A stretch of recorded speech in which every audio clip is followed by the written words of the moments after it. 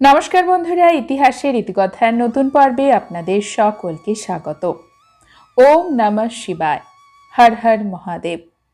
যজ্ঞের মধ্যে যেমন অশ্বমেধ যজ্ঞ, তীর্থের মধ্যে যেমন গঙ্গা, ঠিক সেই রকম ব্রতের মধ্যে শ্রেষ্ঠ ব্রত হল শিব চতুর্দশী ব্রত, মহাশিবরাত্রি ব্রত। এই ব্রত পালন করলে ধর্ম, অর্থ, কাম, মোক্ষ চতুর্বিধ ফল লাভ করা যায়, এমনটাই বলা হয়ে থাকে।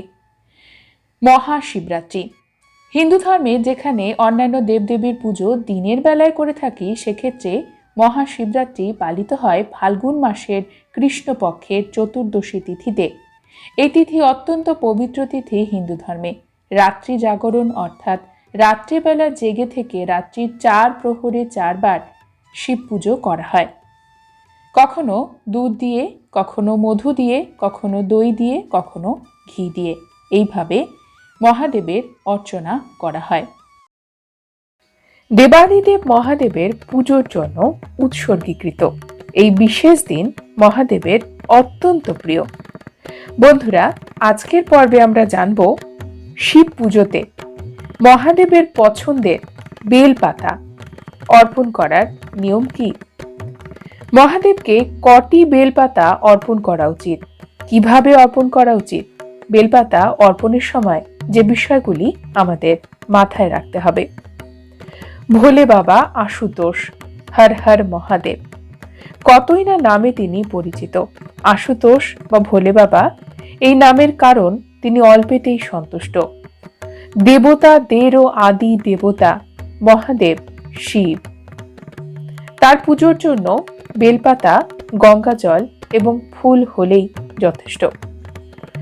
অনেকে ভক্তরা মহাদেবের অভিষেক করার সময় দুধ ব্যবহার করেন, এতেও মহাদেব সন্তুষ্ট হন। কিন্তু দুধ যদি আপনার কাছে না থাকে, গঙ্গা জলও যদি না থাকে, পরিষ্কার জল হলেই চলবে এবং একটি বেলপাতাতেই মহাদেব সন্তুষ্ট হবেন। শিবলিঙ্গে বেলপাতা অর্পণ করার আগে শিবলিঙ্গকে জল দিয়ে অভিষেক করা প্রয়োজন। শুকনো বেলপাতা শিবলিঙ্গে অর্পণ করতে নেই। বেলপাতা অর্পণ করার সময় বেলপাতার মসৃণ অংশ যেন শিবলিঙ্গের দিকে থাকে। এছাড়াও আরও একটি বিষয় আপনারা করতে পারেন, মহাদেবের পুজোতে যে চন্দন ব্যবহার করছেন, সেই চন্দনে এই বেলপাতা কিছুটা লাগিয়ে সেটি অর্পণ করুন। এছাড়াও মধু লাগাতে পারেন, ঘি লাগাতে পারেন, এতেও মহাদেব সন্তুষ্ট হন। শিব পুজোতে আমরা কটি বেলপাতা মহাদেবকে অর্পণ করব। বেলপাতা মহাদেবকে সবসময় বিজোড় সংখ্যায় অর্পণ করা উচিত। একটি হলেও চলবে, 3টি বা 11টি, 7টি, 9টি, এইভাবে বিজোড় সংখ্যায় শিব পুজোতে বেলপাতা অর্পণ করুন। 21টি বেলপাতাও অর্পণ করতে পারেন। আপনার বিশেষ যদি কোনো মনস্কামনা থাকে, তবে মহাদেবের পুজোতে 108টি বেলপাতা মহাদেবকে অর্পণ করুন। আপনারা বেলপাতার মালাও তৈরি করতে পারেন। এই মালা তৈরি করার সময় সাদা সুতো ব্যবহার করবেন। তবে বন্ধুরা, মালা তৈরির সময় বেলপাতাকে সূচ দিয়ে ফুটো করবেন না। বেলপাতার যে অংশ পাতার ওপরের দিকে থাকে, সেটিকে বেঁধে বেঁধে মালা তৈরি করুন। মহাদেবকে বেলপাতা অর্পণের সময় খেয়াল রাখবেন এই বেলপাতা যেন ছেঁড়া না হয়। বেলপাতায় 3টি পাতাই যেন থাকে, কারণ ব্রহ্মা, বিষ্ণু, মহেশ্বরের প্রতীক হিসেবে বেলপাতাকে দেখা হয়। এছাড়াও ত্রিনয়ন হিসেবেও বেলপাতাকে দেখা হয়। বেলপাতা অত্যন্ত পবিত্র একটি পাতা এবং শিব শক্তির আকর্ষণ ক্ষমতা এই পাতার সব থেকে বেশি। তাই শিব পুজোতে বেলপাতা সব থেকে বেশি ব্যবহার করা হয়। বেলপাতার সাথে বেলফলও মহাদেবকে অর্পণ করা হয়। বেলপাতা আপনারা যখন গাছ থেকে তুলবেন, সেই দিনটি যেন সোমবার না হয়। রবিবারে বেলপাতা গাছ থেকে তুলতে পারেন। আরও একটি বিষয়, যে গাছে ফল হয়েছে, বেল ফল হয়েছে, সেই গাছের পাতাই মহাদেবের পুজোতে ব্যবহার করবেন। যে গাছের ফল হয়নি, সেই গাছের বেলপাতা পুজোতে ব্যবহার করবেন না। মহাদেবকে বেলপাতা অর্পণের পরে পুজোর শেষে কয়েকটি বেলপাতা নিজের কাছে রাখতে পারেন। সাদা কাপড়ে মুড়ে আপনার কাছে রেখে দিন। তার সাথে যদি একটি রুদ্রাক্ষ বীজও রাখতে পারেন, সেটিও ভালো ফল দেবে। বলা হয়, মহাদেবের পুজো যে ভক্তরা করেন, মহাদেবের আশীর্বাদে তার জীবনে কখনো কোনো বিপদ আসে না। শিব পুজো এবং হিন্দু ধর্মের যে কোনো পুজোতে দেবতাদের পঞ্চামৃত নিবেদন করা হয়। পঞ্চামৃত পঞ্চ অমৃতের সমান। মহাশিবরাত্রিতে মহাদেবকে পঞ্চামৃত প্রসাদ হিসেবে তো দেওয়া হয়ই, তার সাথে সাথে পঞ্চামৃত দিয়ে শিবলিঙ্গের অভিষেকও করা হয়।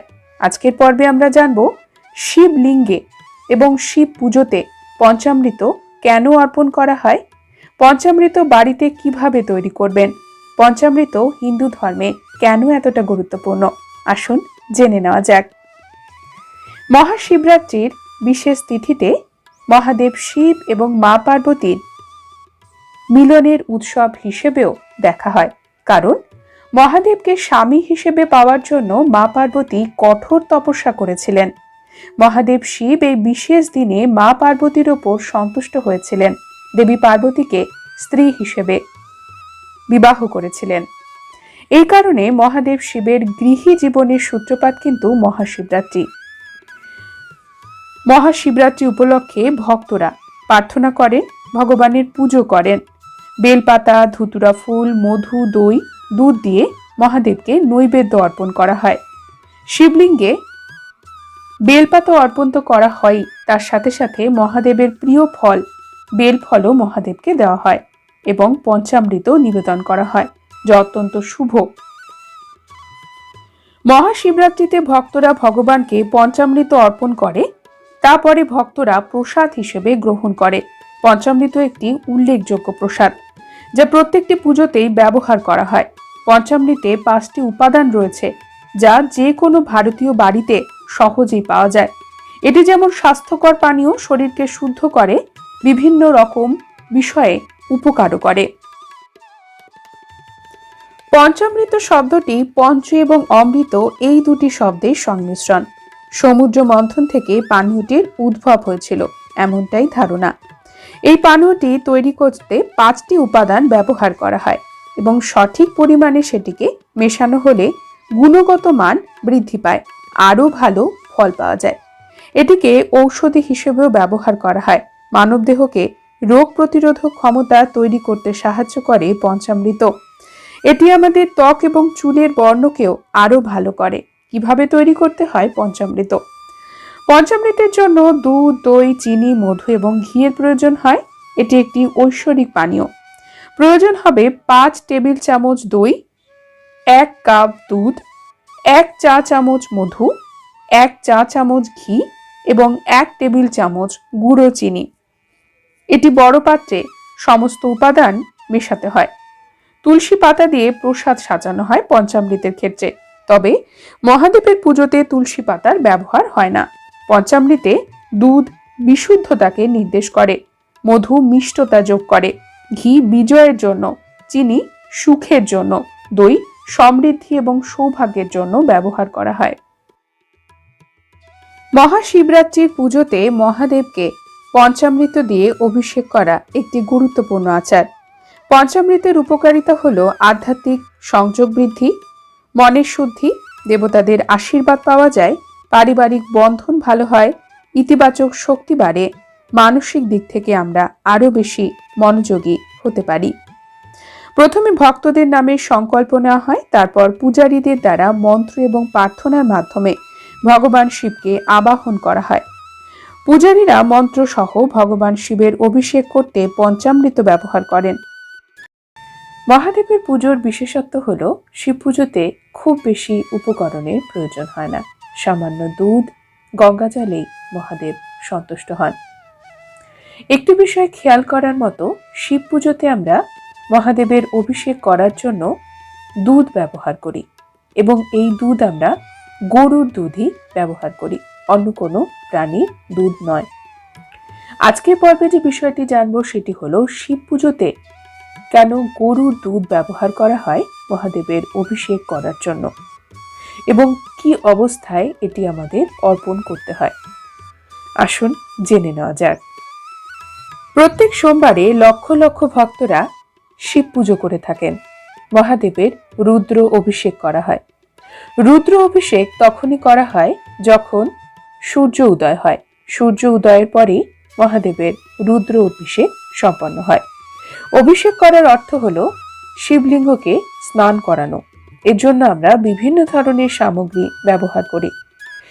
গরুর দুধ, গঙ্গা জল, পঞ্চামৃত, এছাড়াও চন্দন অভিষেক করার জন্য ব্যবহার করা হয়। ছাইও অভিষেক করার জন্য ব্যবহার করা হয়। এছাড়া আখের রস ও অন্যান্য বহু বস্তু। এখন প্রশ্ন হলো, শিবলিঙ্গে অভিষেকের জন্য গরুর দুধই কেন সব থেকে বেশি পবিত্র মান্যতা রয়েছে? আমাদের প্রাচীন শাস্ত্র এবং বৈদিক যুগে সেই সময় থেকেই গরুকে অত্যন্ত পবিত্র একটি প্রাণী হিসেবে দেখা হয়েছে। বলা হয় গোমাতার মধ্যে সকল দেবতা অবস্থান করেন। আমরা যখন দেবী বা দেবতাকে কোনো কিছু অর্পণ করি অভিষেক করার জন্য বা নৈবেদ্য হিসেবে, সব থেকে পিওর বা বিশুদ্ধ যে বস্তু সেটি কিন্তু অর্পণ করা হয় দেবী এবং দেবতাকে। গরুর দুধকে সব থেকে বেশি পবিত্র বস্তু হিসেবেই মানা হয়। তাই শিবলিঙ্গের অভিষেকের জন্য কাঁচা দুধ ব্যবহার করা হয়। কাঁচা দুধ অর্থাৎ যে দুধ আগুনে ফোটানো নয় বা জাল দেওয়া নয়, এমন গরুর দুধ। এছাড়াও প্যাকেটে যে গরুর দুধ কিনতে পাওয়া যায় সেটি কিন্তু অভিষেকের জন্য একদমই উপযুক্ত নয়। দেবাদিদেব মহাদেবের পুজো করার সময় শিবলিঙ্গ অভিষেকেরও বিশেষ কিছু নিয়ম রয়েছে। প্রথমে গঙ্গা জল বা পরিষ্কার জল দিয়ে শিবলিঙ্গ অভিষেক করে তারপরে গরুর দুধ অর্পণ করবেন অভিষেক করার জন্য। এরপরে আবার গঙ্গা জল অথবা পরিষ্কার জল দিয়ে অভিষেক করতে হয়। তারপরে আবার দুধ ব্যবহার করতে পারেন বা পঞ্চামৃত। এইভাবেই অভিষেক করা হয়। একবার জলের ব্যবহার, আরেকবার যে বস্তু দিয়ে অভিষেক করবেন তার ব্যবহার। এছাড়া শিবলিঙ্গ অভিষেক করার পরে আপনারা ধূপ দ্বীপ অবশ্যই জ্বালাবেন। একটি মাটির প্রদীপে খাঁটি ঘি, যেটি গরুর দুধ থেকে তৈরি, সেটি ব্যবহার করে সেই প্রদীপ জ্বালান। মহাদেবকে তার পছন্দের মিষ্টি অর্পণ করতে পারেন, ফল অর্পণ করতে পারেন, তাতেই মহাদেব সন্তুষ্ট হবেন। বহু ভক্তরা সোমবারে মনস্কামনা নিয়ে গরুর দুধ অর্পণ করেন শিবলিঙ্গে অভিষেক করার জন্য। বন্ধুরা, আজকের পর্ব এই পর্যন্তই। পরবর্তী পর্বে নতুন একটি বিষয় নিয়ে আপনাদের সঙ্গে কথা হবে। ততক্ষণ সকলে সুস্থ থাকুন, ভালো থাকুন, আর পুরো ভিডিওটি দেখার জন্য আপনাদের অসংখ্য অসংখ্য ধন্যবাদ।